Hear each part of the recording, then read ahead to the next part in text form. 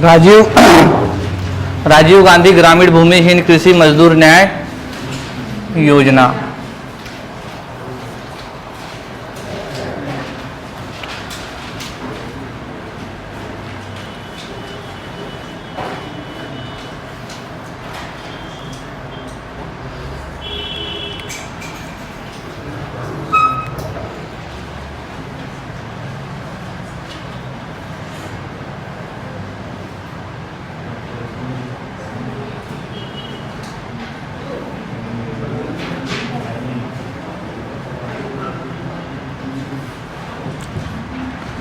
तो देखिए, ये जो नाम है, नाम ही हमें बहुत कुछ बता रहा है इसके बारे में। सबसे पहली बात तो यह ग्रामीण क्षेत्र के लिए समर्पित होएगी, और दूसरी बात यह किसके लिए है, तो भूमिहीन कृषक के लिए है।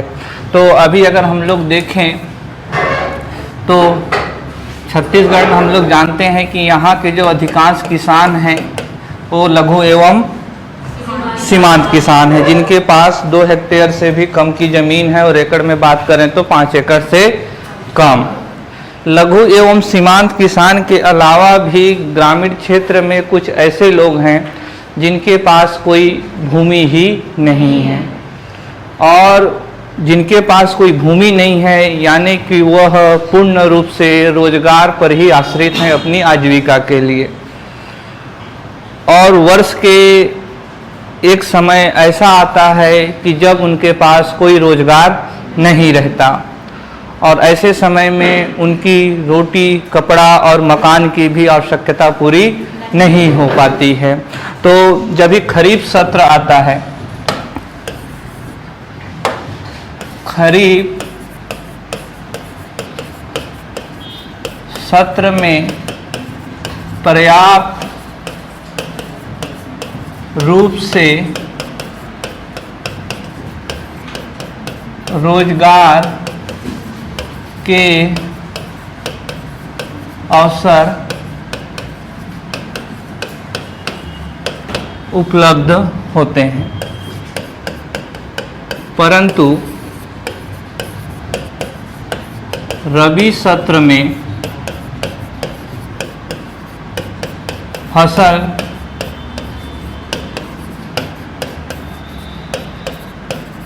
क्षेत्र आच्छादन कम होने के कारण भूमिहीन कृषि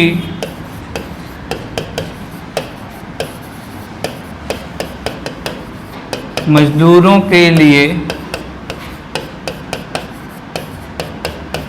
रोजगार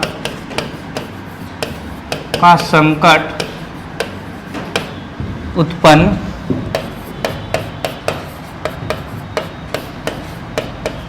हो जाता है। यानी कि ये किसके शिकार हो जाते हैं, तो मौसमी बेरोजगारी के। छत्तीसगढ़ में जो कृषि है वह खरीफ सत्र आधारित है। सिंचाई की अवसंरचना में कमी के कारण रबी फसल का जो रकबा है, जो क्षेत्र है, वो कम है, और इस दौरान इतना अधिक कार्य नहीं होता है कि सभी भूमिहीन कृषकों को, सभी भूमिहीन कृषि मजदूरों को कार्य मिल पाए। तो ऐसे समय में उनके पास सिर्फ एक ही रोजगार का अवसर रहता है, वो भी कभी मिलती है तो कभी नहीं मिलती है। मजदूरी दर भी कम होती है। कहाँ उनको काम मिल पाता है, तो थोड़े बहुत कंस्ट्रक्शन क्षेत्र में, जो गर्मी में गाँवों में घर बनते हैं, तो उसी में उनको जितना रोजगार मिल पाता है। उसके अलावा रबी क्षेत्र में रबी सत्र में ग्रामीण क्षेत्र में कोई भी कार्य नहीं रहता है। तो इसी समस्या का समाधान किया जाएगा किससे, तो इस योजना के माध्यम से। खरीफ सत्र में कार्य रहते हैं उनके पास, क्योंकि व्यापक तौर पर खेती की जाती है खरीफ सत्र में, लेकिन रबी के दौरान काफी समस्या का सामना करना पड़ता है भूमिहीन कृषि मजदूरों को। क्योंकि जरा सोचिए, इनके पास कोई जमीन ही नहीं है।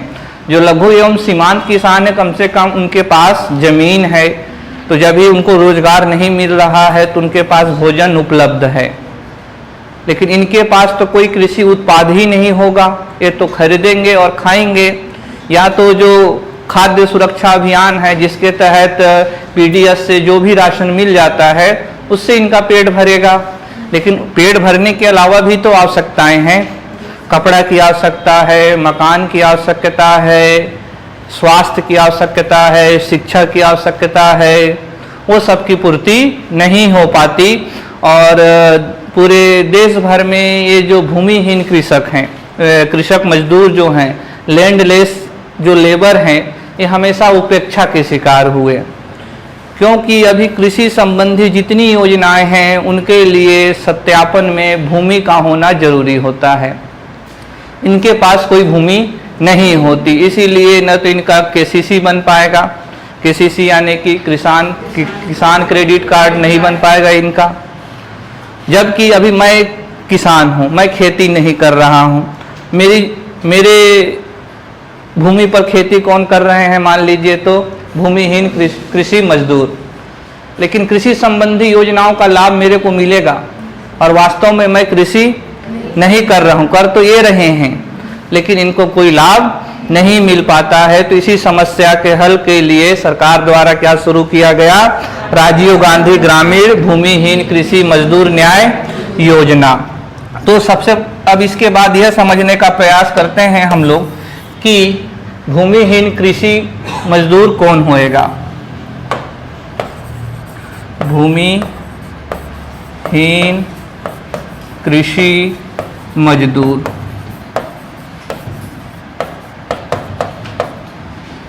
भूमिहीन कृषि मजदूर से अभिप्रेत है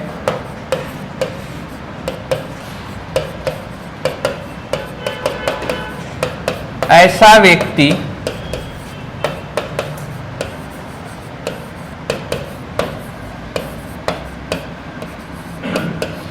जिसके पास कोई कृषि भूमि न हो, ऐसा व्यक्ति जिसके पास कोई भी कृषि भूमि न हो। दूसरा शर्त है कि जीविका का स्रोत शारीरिक श्रम करने वाला, अपनी जीविका कैसे चलाता हो, तो वह शारीरिक श्रम से। शारीरिक श्रम का मतलब क्या है, अकुशल श्रमिक, अकुशल श्रमिक, यानी इसको काम मिलेगा कहाँ, मनरेगा के तहत। अकुशल का मतलब बताए थे, जिसके पास कोई स्किल ना हो।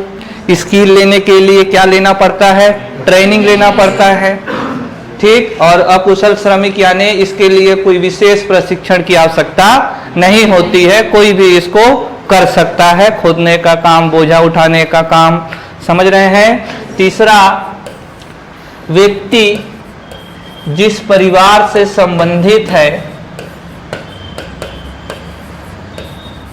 व्यक्ति जिस परिवार से संबंधित है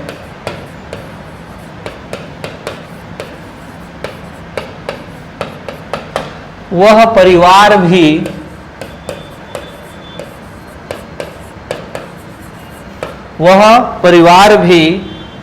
कृषि भूमि धारण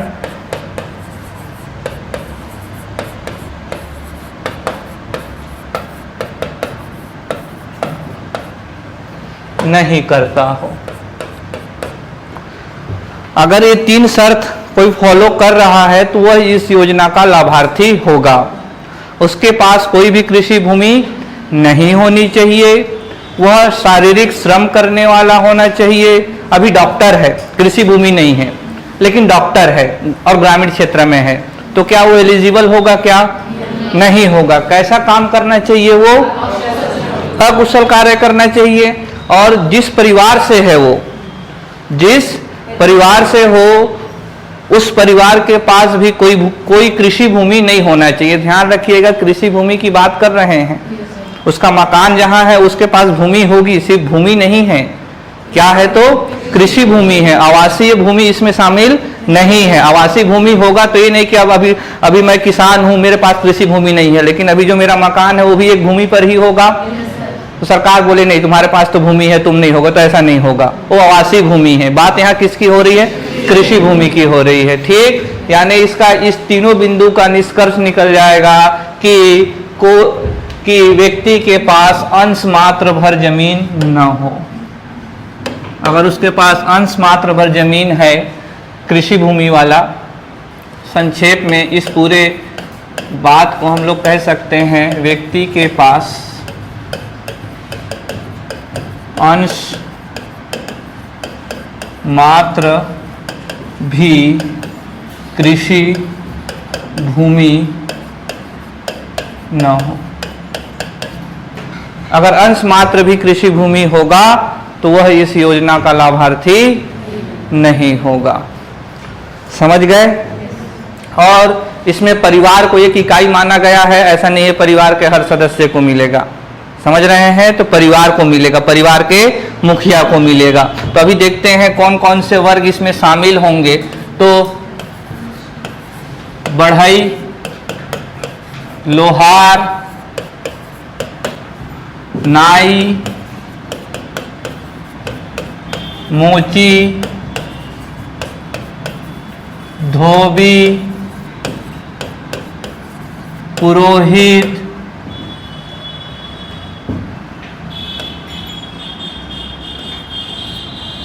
ठीक। दूसरा आदिवासी, देव स्थल से संबंधित। आदिवासी देव स्थल समझते हो क्या? जैसे घोटुल हो गया, सरगुजा संभाग में सरना, क्या कहते हैं? सरना। ग्राम देवी, जहाँ गांव के समुदाय आकर लोग इकट्ठा होते हैं, ग्राम देवी की पूजा करते हैं। गांव में कोई भी आती है विपत्ति तो वहीं पर चर्चा की जाती है। समझ रहे हैं? और रंगारंग कार्यक्रम भी वहीं आयोजित होता है।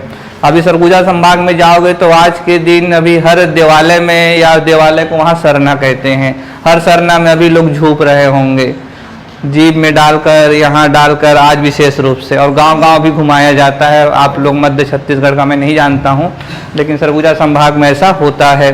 तो जो आदिवासी समुदाय में जो देव स्थल पर कार्य करते हैं, ध्यान रखिए इन लोग के पास ज़्यादा जमीन नहीं होती है बढ़ई के पास, क्योंकि इन लोग क्या है? शिल्पकार हैं।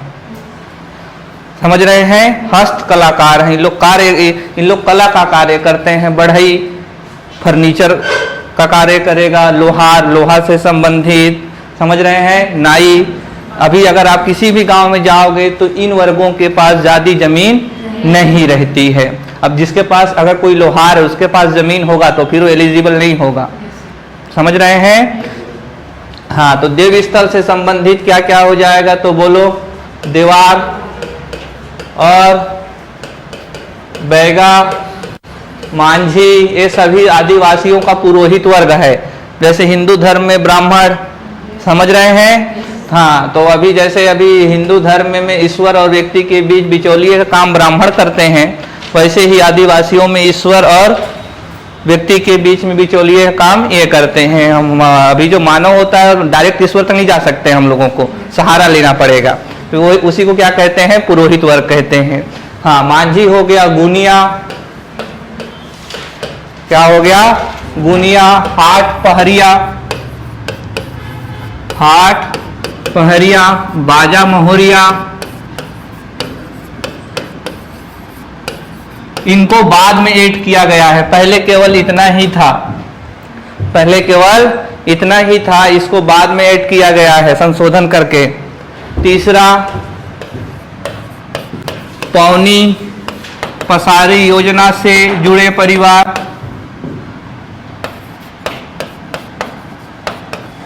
पौनी पसारी योजना से जुड़े परिवार। आगे चौथा वन उपज संग्राहक, वन उपज संग्राहक। हो गया। हाँ, आगे लिखेंगे उपरोक्त वर्गों के हितों को ध्यान में रखते हुए वित्तीय वर्ष 2021-22 से राजीव गांधी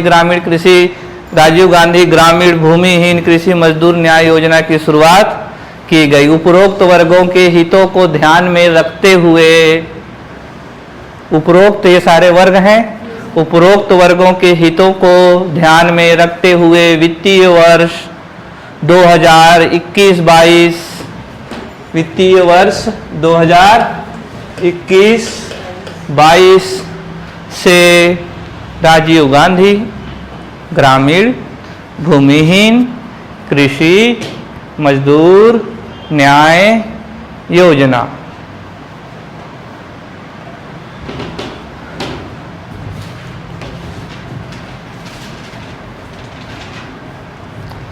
समझ गई इतनी बात? कौन कौन से वर्ग इसमें शामिल होंगे ध्यान रखना है। जो पारंपरिक शिल्पकार हैं ग्रामीण, उनको इनमें शामिल किया गया है। चले आगे।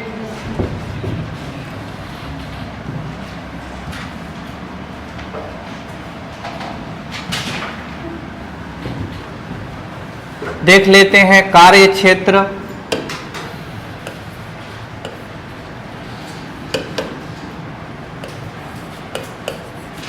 कार्य क्षेत्र वित्तीय वर्ष 2021-22 से समस्त प्रदेश में लागू।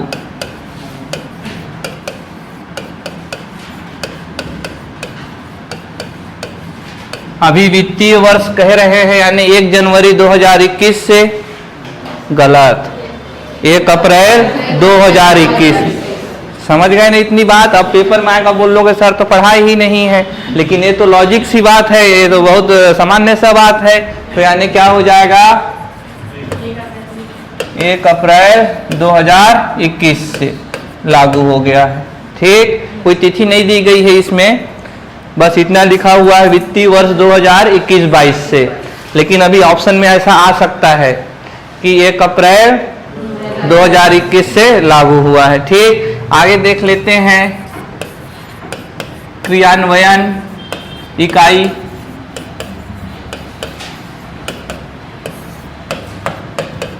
राज्य स्तर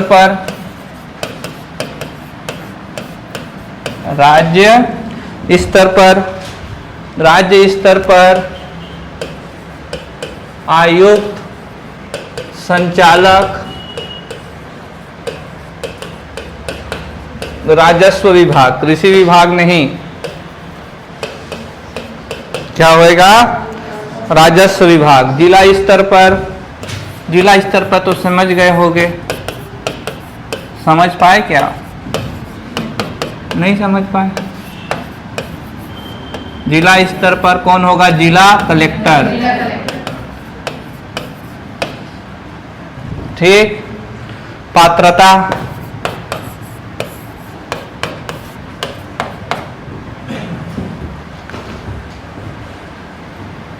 पात्रता,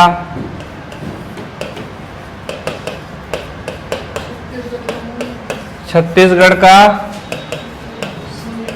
मूल निवासी हकदार होगा इस योजना का, लेकिन शर्त होना चाहिए कोई भी कृषि भूमि इसके पास न हो।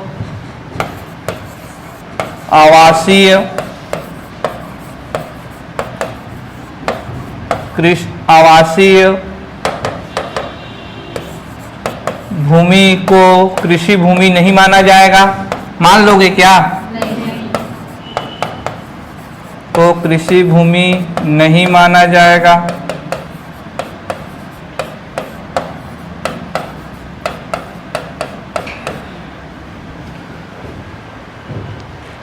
तो कृषि भूमि नहीं माना जाएगा।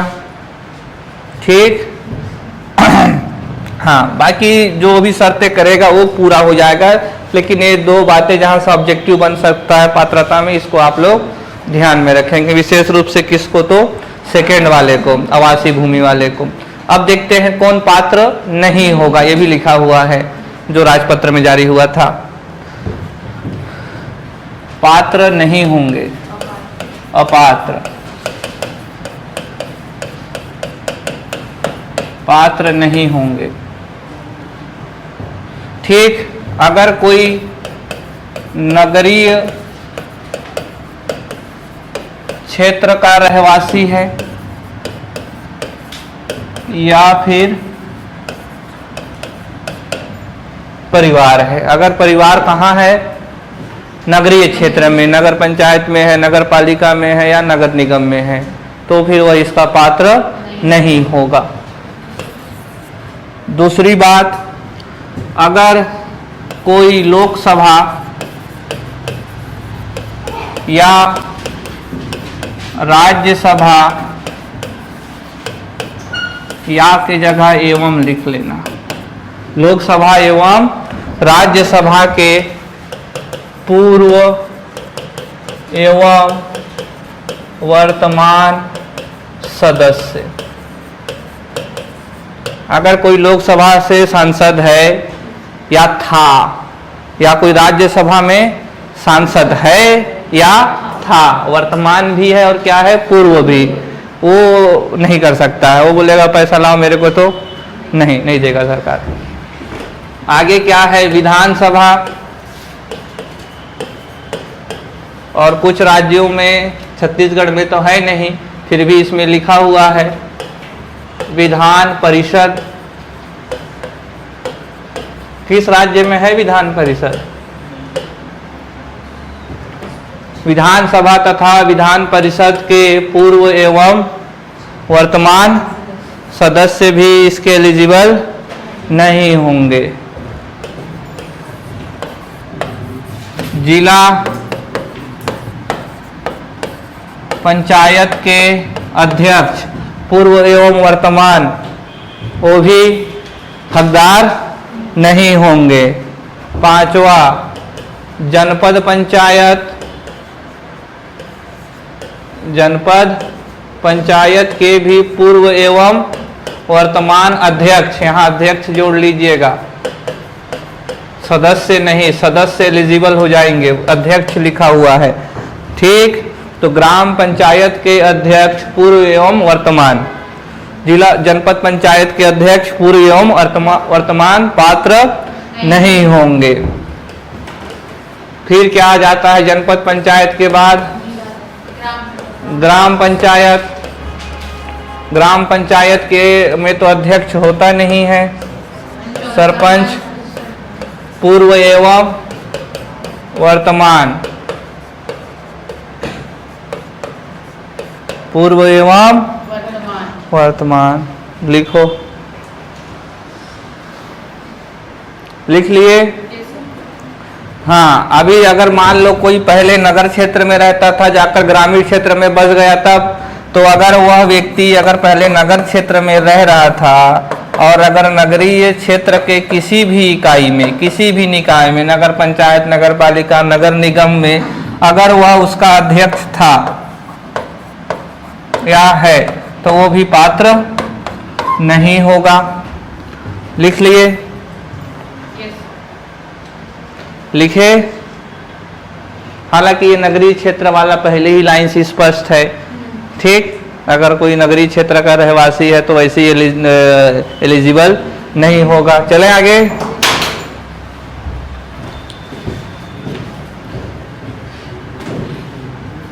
हाँ, कितना हो गया था नंबर?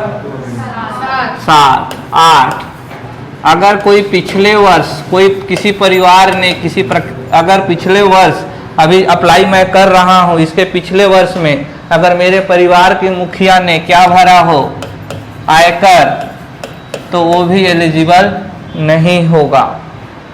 पिछले वर्ष में परिवार के मुखिया ने अगर आयकर दिया है, ये तो इसमें भी है, बेरोजगारी भत्ता वाले में भी तो है ये क्राइटेरिया। ठीक, अगर कोई परिवार का मुखिया पिछले वर्ष में आयकर दिया है तो वो भी एलिजिबल नहीं होगा। तो यहाँ से एक प्रश्न बनेंगे। 9वां है, अगर वह क्या है? डॉक्टर है। अगर वह डॉक्टर है, इंजीनियर है, अगर वह सीए है, समझ रहे हैं, आर्किटेक्ट है,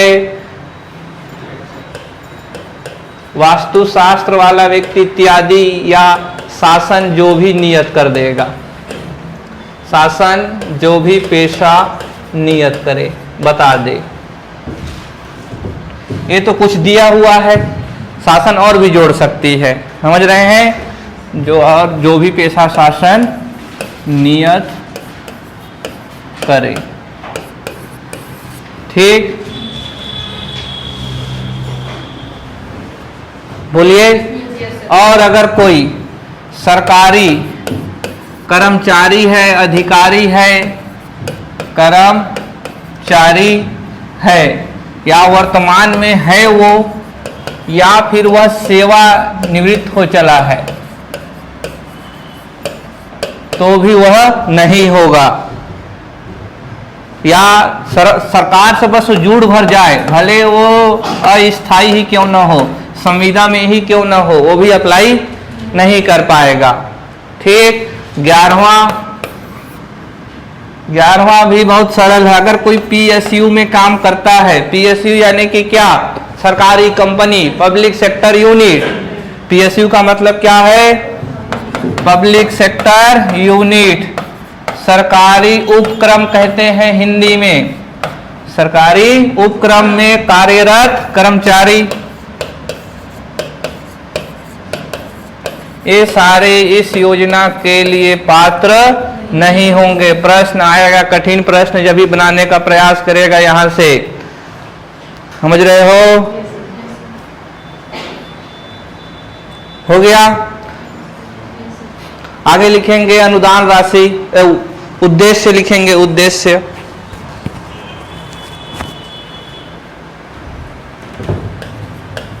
उद्देश्य तो देखिए, सबसे पहले तो अगर उनका भला करना है भूमिहीन कृषि मजदूरों का, तो सबसे पहले उनकी पहचान करनी पड़ेगी, और सही पहचान, क्योंकि फर्जी भी तो दाखिल होंगे, समझ रहे हैं। तो सबसे पहले इसका उद्देश्य क्या है कि भूमिहीन कृषि मजदूरों की पहचान करना। देखिए विद्यार्थियों की ये वाला कथन अभी सुनने में बहुत आसान लग रहा है, यह वाला कथन सुनने और देखने में बहुत आसान लग रहा है, लेकिन जब ही ये पेपर में आएगा तो आप उद्देश्य में सोचोगे इसके तहत तो 7,000 रुपए दिए जा रहे हैं, तो पहचान करना वाला कैसे हो सकता है। वहाँ जो डाउट आएगा मन में आपके, और जब ही एक बार डाउट आ गया मन में तो अधिकांश प्रश्न क्या होते हैं, गलत ही होते हैं। तो ये दिखने में बहुत आसान लग रहा है, लेकिन उद्देश्य को बार बार कह रहा हूँ, उद्देश्य को ध्यान से पढ़ेंगे, उद्देश्य ही प्रश्न बनाकर जाएगा। तो इसका पहला उद्देश्य क्या हो जाएगा, कृषि मजदूरों की पहचान करना, उनको वार्षिक आधार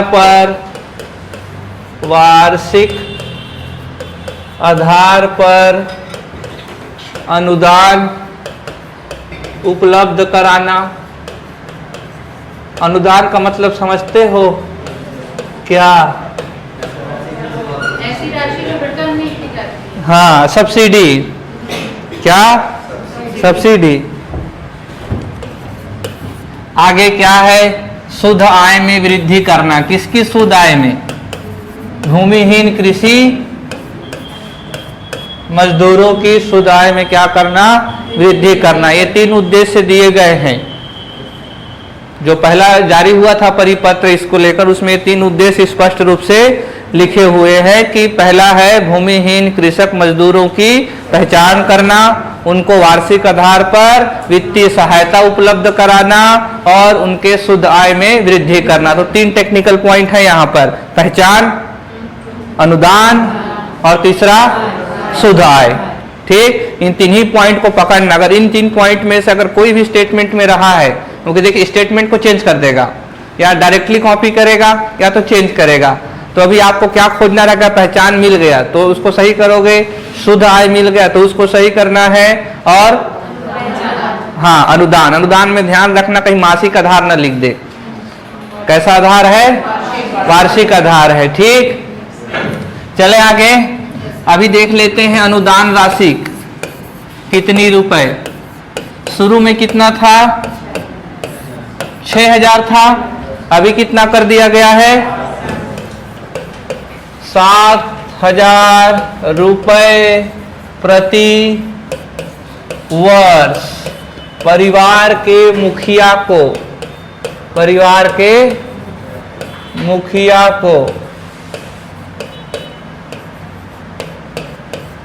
परिवार के मुखिया को। अभी परिवार में परिभाषित कर चुका हूं पहले ही, जब योजना पढ़ रहे थे वो मनरेगा कि शासन परिवार के रूप में क्या करती है, मतलब किसको करेगी एक्सेप्ट।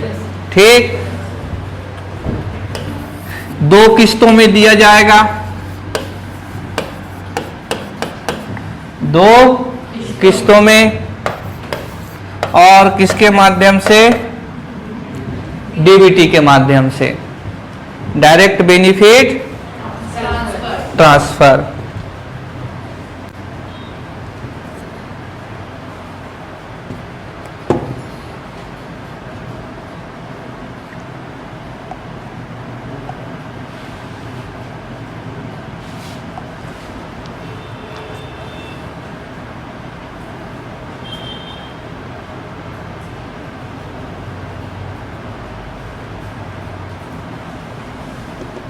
हो गया? आगे लिखेंगे पंजीयन प्रक्रिया।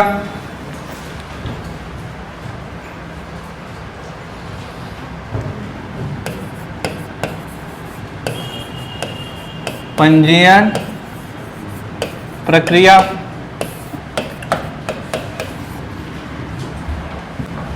पंजीयन प्रक्रिया।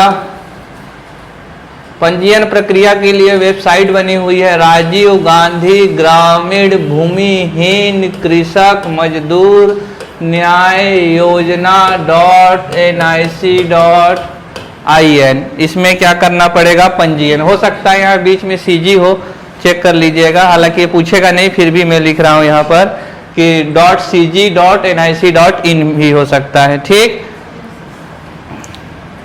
अभी इसमें पंजीकरण करना पड़ेगा, लेकिन किसान को खुद से नहीं करना है।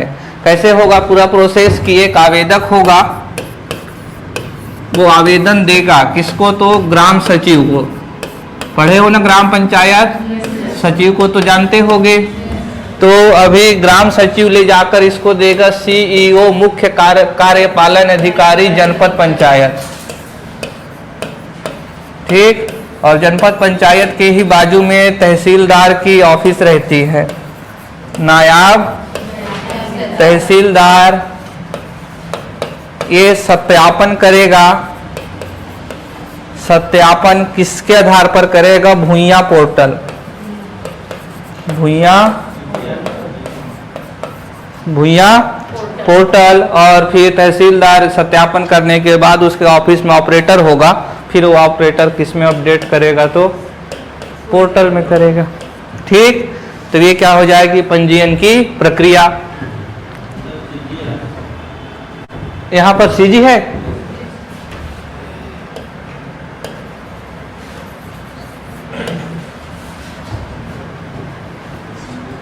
ये सभी स्मॉल में होंगे। हो गया? आगे लिखेंगे अनुश्रवण समिति, मॉनिटरिंग कमेटी, एक राज्य स्तर पर और एक जिला स्तर पर। बाकी कार्य नहीं लिखवाता हूं, कार्य वही होगा जो किसमें लिखवाया था? गोधन न्याय योजना में। तो लिख लोगे क्या? राज्य स्तर पर मुख्य सचिव अध्यक्ष प्लस अन्य सदस्य, जिला स्तर पर जिला कलेक्टर ब्रैकेट में अध्यक्ष प्लस अन्य सदस्य लिखो।